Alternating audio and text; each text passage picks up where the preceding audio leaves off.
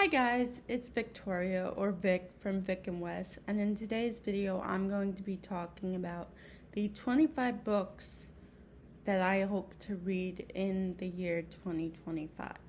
I expect to, or at least hope to read more than 25 books this year, but these 25 books are my priority, my yearly TBR, that it's also known as.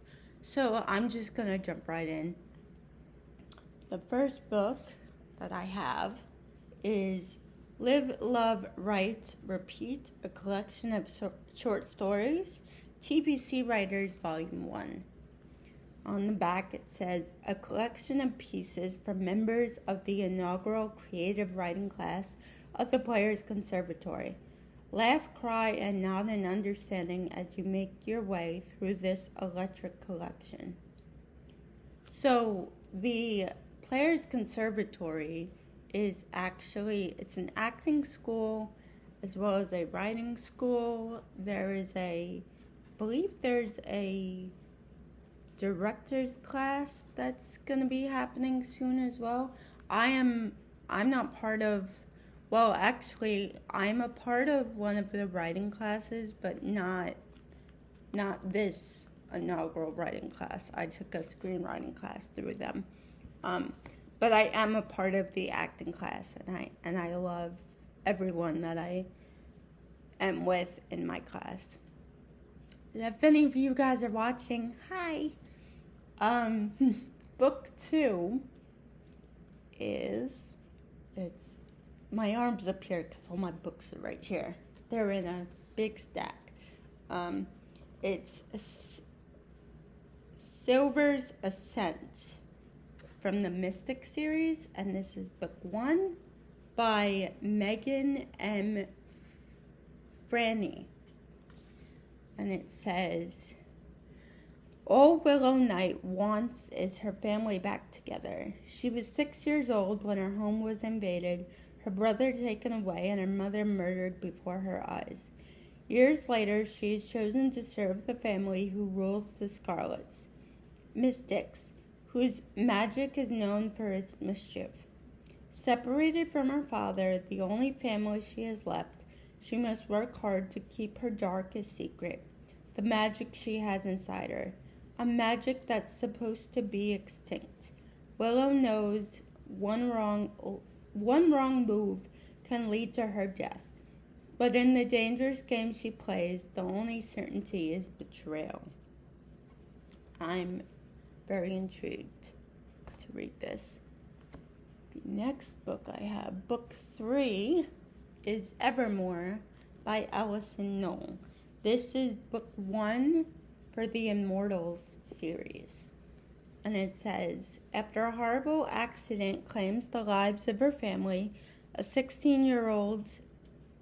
let me start that again. After a horrible accident claims the lives of her family, 16-year-old Ever Bloom can see people's auras, hear their thoughts, and know someone's entire life story by touching them.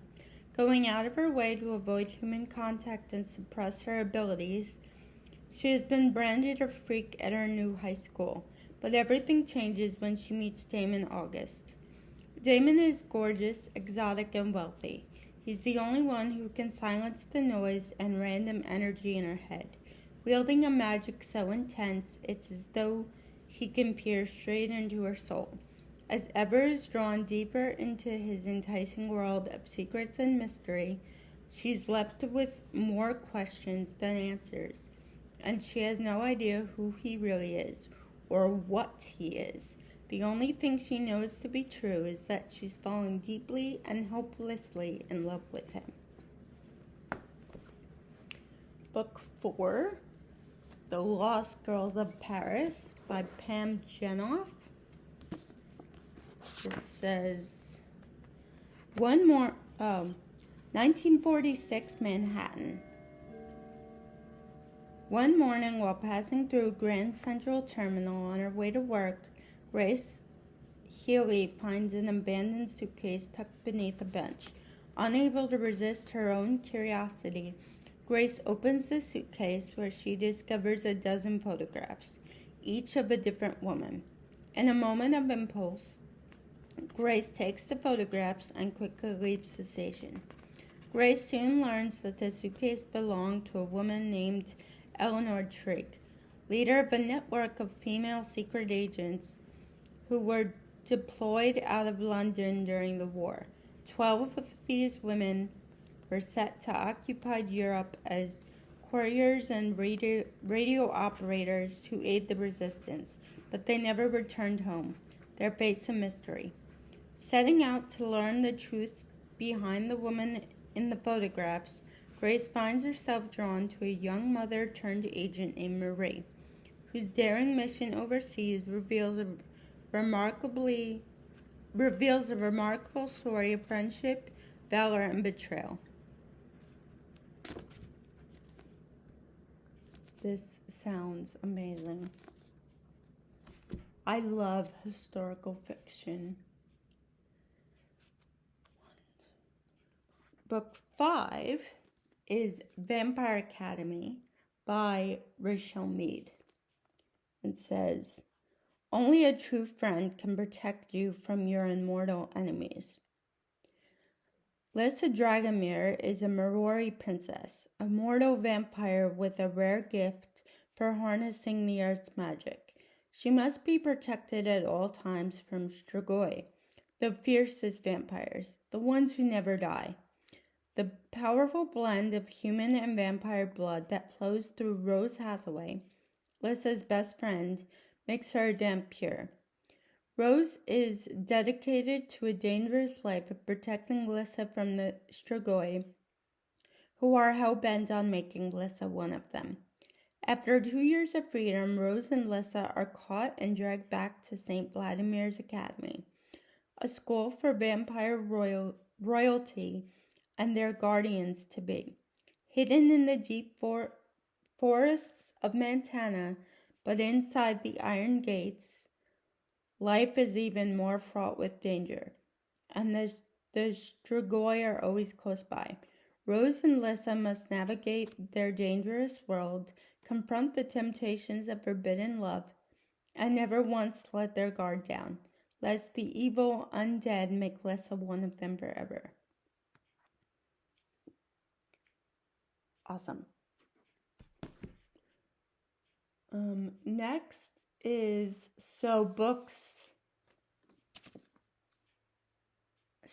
6 is The Cruel Prince by Holly Black. And it says, sharpen your blade, harden your heart.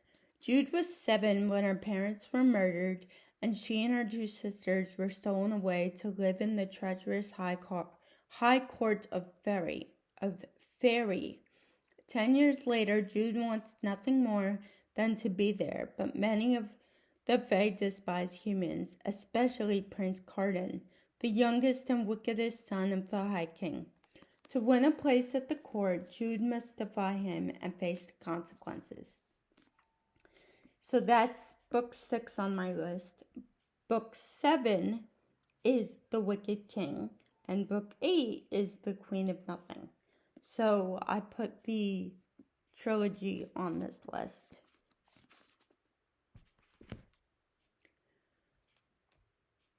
Book 9 is Six of Crows by Leigh Bardugo. Ketterdam, a bustling hub of international trade where anything can be had for the right price, and no one knows that better than criminal prodigy Kaz Becker. Kaz is offered a chance at a deadly heist that could make him rich beyond his wildest dreams, but he can't pull it off alone. A convict with a thirst for revenge, a sharpshooter who can't walk away from a wager, a runaway with a privileged past, a spy known as the Wraith, a heart-tender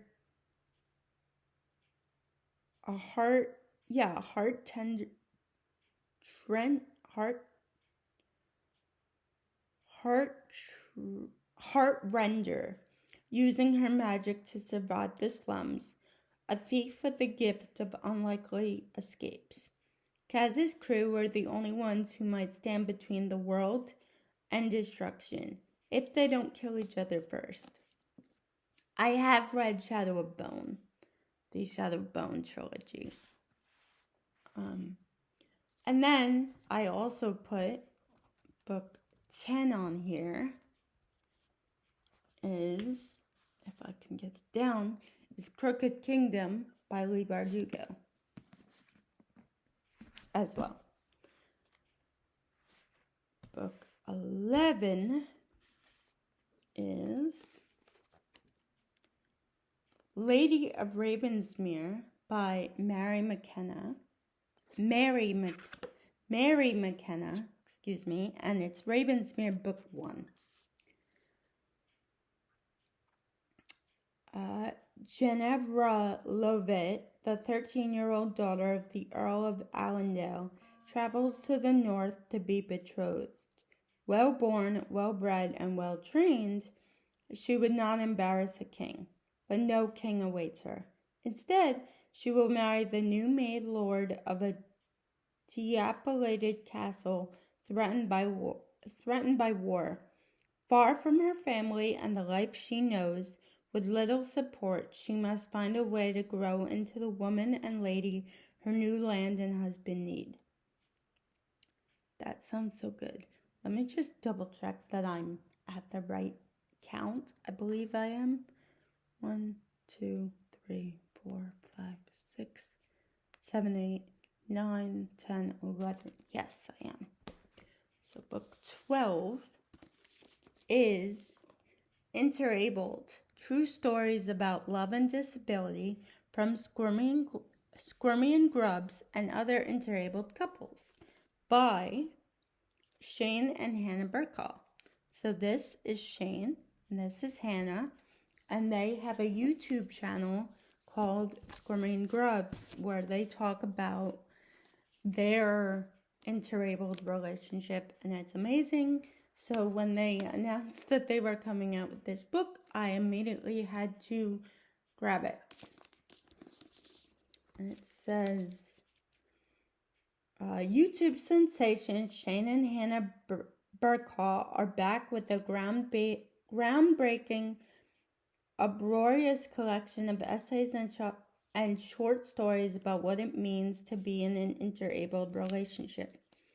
With their signature wit and hilarious voice, authors, bloggers, and entrepreneurs Shane and Hannah Burkall have put together a sweet collection of unforgettable love stories centering interabled relationships. Follow the lives of multiple couples as they navigate their love stories in an ableist world. Sometimes tear-jerking, sometimes funny, and always heartwarming, this moving collection of interviews and short stories with interludes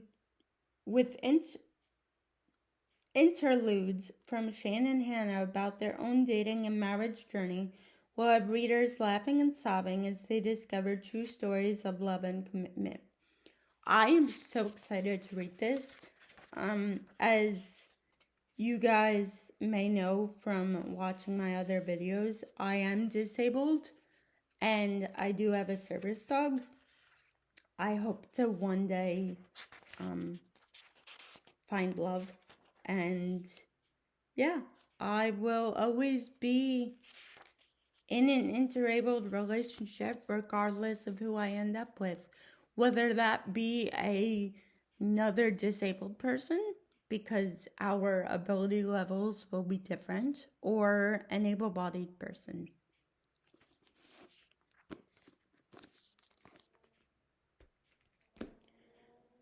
So,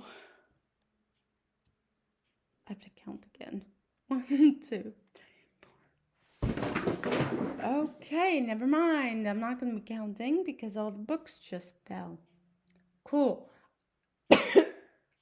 I believe I was on 13. Editing me will confirm that. So books 13, 14, and 15 are, wait a minute, 15, 16. Yeah, okay. So I'm on 13. Yeah. So 13 is Fourth Wing by Rebecca Yarros. 14 is Iron Flame by Rebecca Yarros. And 15 is Onyx Storm by Rebecca Yarros.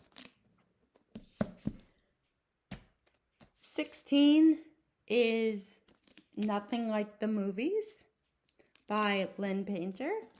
And this says, oh, by the way, I didn't go over what Fourth Wing is about because one, I don't have the physical copy, and two,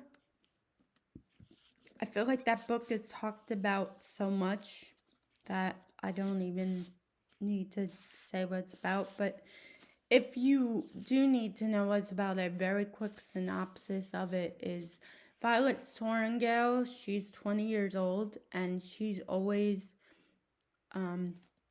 trained to be a scribe, and her mother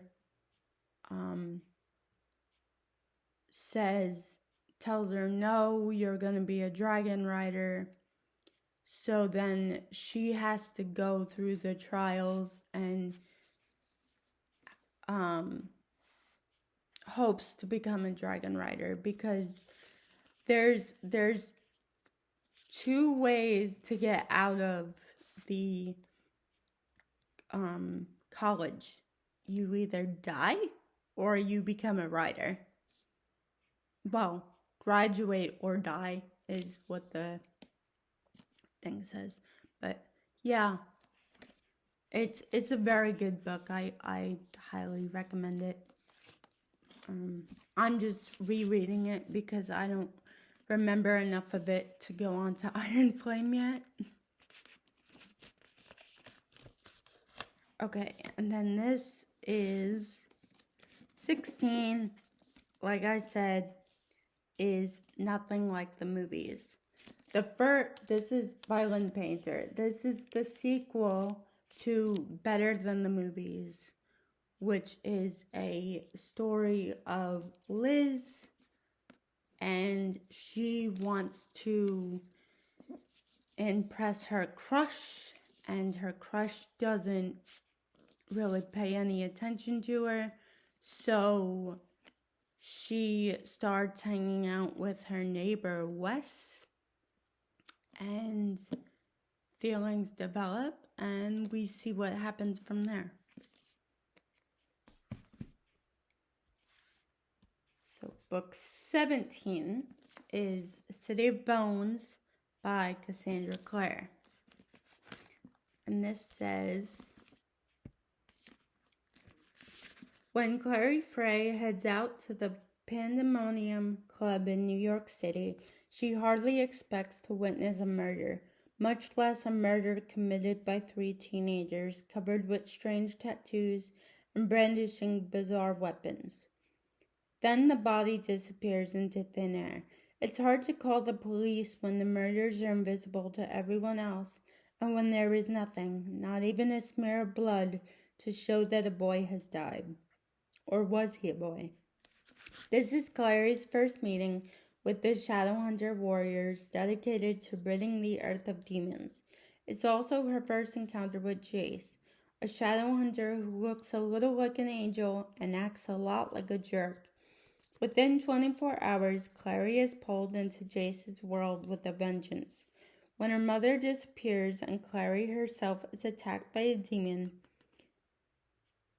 But why would demons be interested in ordinary mundanes like Clary and her mother? And how did Clary suddenly get this sight? The Shadowhunters would like to know.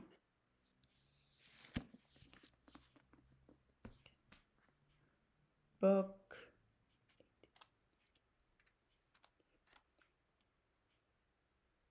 18 is Tomorrow and Tomorrow and Tomorrow by Gabrielle Zevin. This says, on a bitter cold day in the December of his junior year at Harvard, Sam Mazur exits a subway car and sees, amid the hordes of people waiting on the platforms, Sadie Green. He calls her name. For a moment, she pretends she hasn't heard him, but then she turns and a game begins. A legendary collaboration that will launch them to stardom. These friends,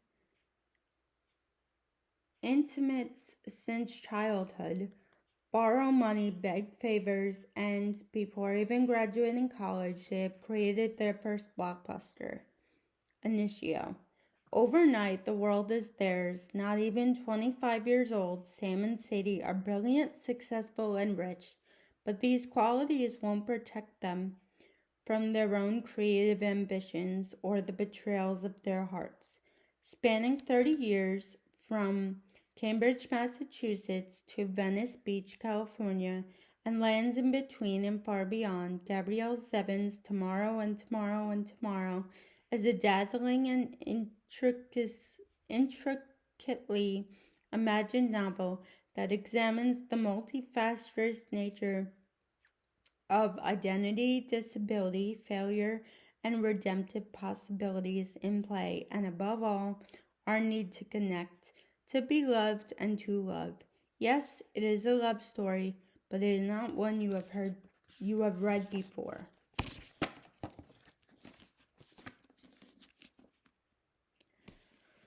Book 19 is These Same Bright Stars by Ethan Jola. Or it's Joella, I'm not really sure. 3 generations of Schmidts have run their family's namesake beachfront restaurant, and Jack has been at the helm since the death of his father. Jack puts the demands of the restaurant above all else. He can't remember the last time he sat on the beach or even enjoyed a moment to himself. Meanwhile, the Del Don Company has been snapping up popular eateries along the stretch of coast and is pursuing Jack with a generous offer to take over Schmidt's. Jack craves companionship and maybe even a family. He wonders if handing over the business might open another door for him. But who would he be without Schmidt's, and can he trust the new owners will continue to employ his staff and honor his family's legacy? When Jack receives startling news from the past, he begins to reshape his life and forge unexpected friendships. But will he really let go of the very things that have defined him? Wow. I'm going to be honest, I picked this up because of the cover. I had no idea that was what it was about. This sounds so good.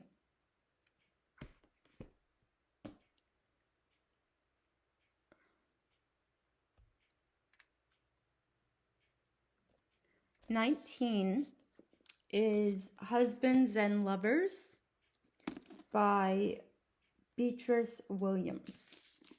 And this says,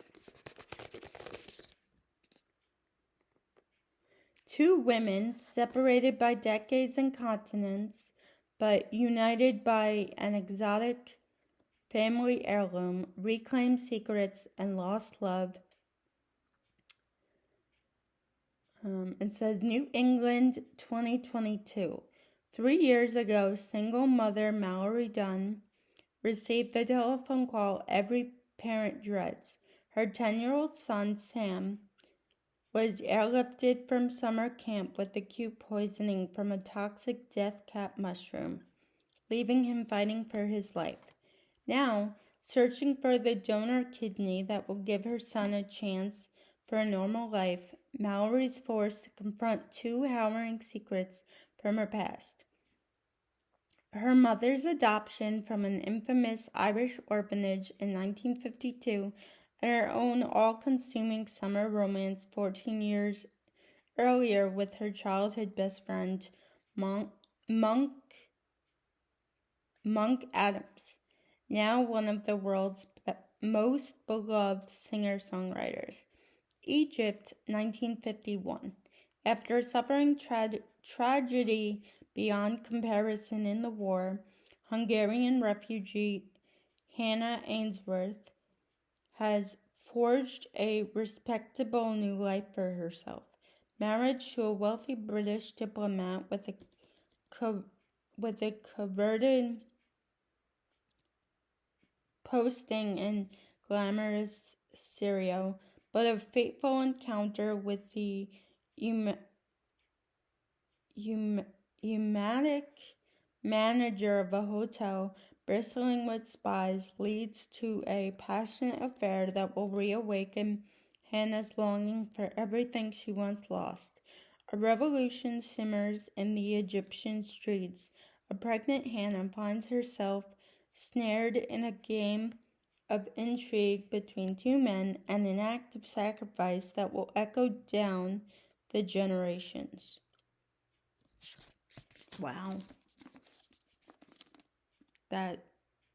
Wow. Again, had no idea what this was about. The title sounded intriguing. Oops. Okay, book 20 is The Women by Kristin Hannah. This is my first Kristin Hannah book. I'm so excited. It says, women can be heroes. When 20-year-old nursing student Frankie McGrath hears these words, it is a revelation. Raised in the sun-drenched, idyllic world of Southern California and sheltered by her conservative parents, she has always prided herself on doing the right thing. But in 1965, the world is changing, and she suddenly dares to imagine a different future for herself. When her brother ships out to serve in Vietnam, she joins the Army Nurse Corps and follows his path. As green and inexperienced as the men sent to Vietnam to fight, Frankie is overwhelmed by the chaos and destruction of war. Each day is a gamble of life and death, hope and betrayal. Friendships run deep and can be shattered in an instant. In war, she meets and becomes one of the lucky, the brave, the broken, and the lost. But war is just the beginning for Frankie and her veteran friends. The real battle lies in coming home to a changed and divided America, to angry protesters, and to a country that wants to forget Vietnam. The Women is the story of one woman gone to war, but it shines a light on all women who put themselves in harm's way and whose sacrifice and commitment to their country has too often been forgotten. A novel about deep friendships and bold patriotism, The Women is a richly drawn story with a memorable heroine whose idealism and courage under fire will come to define an era. Oh my gosh, I'm so excited. I have a feeling this book is going to make me sob, but that is okay. Also, this cover it's gorgeous.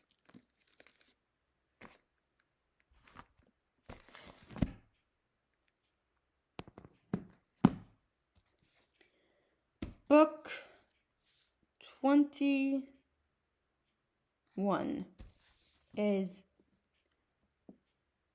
Babel by R.F. Kuang. And this says, by the way, I'm terrified to read this book. But that's why it's on this list, because I want to make sure I read it. 1828. Robin Swift, orphaned by cholera in Canton, is brought to London by the mysterious Professor Lovell. There, Robin trains for years in Latin, ancient Greek, and Chinese, all in preparation for the day he'll enroll in Oxford University's prestigious Royal Institute of Translation, also known as Babel. The tower and its students are the world's center for translation and, more importantly, magic, silverworking, the art of manifesting the meaning lost in translation using enchanted silver bars, has made the British unparalleled in power as the arcane craft serves the Empire's quest for colonization. For Robin, Oxford is a utopia dedicated to the pursuit of knowledge. But knowledge obeys power, and as a Chinese boy raised in Britain, he realizes serving Babel means betraying his motherland. As his studies progress, Robin finds himself caught between Babel and the shadowy Hermes Society, an organization dedicated to stopping imperial expansion. When Britain pursues an unjust war with China over silver and opium, Robin must decide, can powerful institutions be changed from within, or does revolution always require violence? Wow. Also, I don't know if it's Babel or Babel. I think I'm gonna have to try and find the audiobook or somewhat like, because they tend to pronounce it correctly, or maybe and the author in the interview pronouncing it, because I hate pronouncing things wrong. But anyway, book 23. So that was, did I mess this up again? Whatever. Book 23 is Midnight Sun by Stephenie Meyer. This is Twilight from Edward's perspective. That is all you need to know.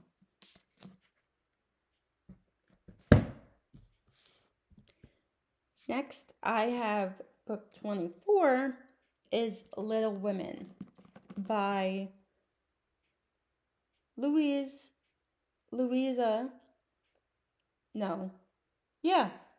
May Alcott. It's a classic book. I've never read it. Book 25 is The Complete Novels of Jane Austen. Now, I am not putting, well, actually, no, I kind of am putting this entire book on my list. So I plan to read at least one of these books every 3 months. So starting with Sense and Sensibility and then moving on. Okay, those are my 25 books in 2025 that I hope to get to. I hope you enjoyed. Please like, comment, subscribe, share, do all the YouTube things. And if you want to follow my journey, I will be making some reading logs, reading at least some of these books. So if you want to follow along, you can follow along. Bye guys. Thanks for watching.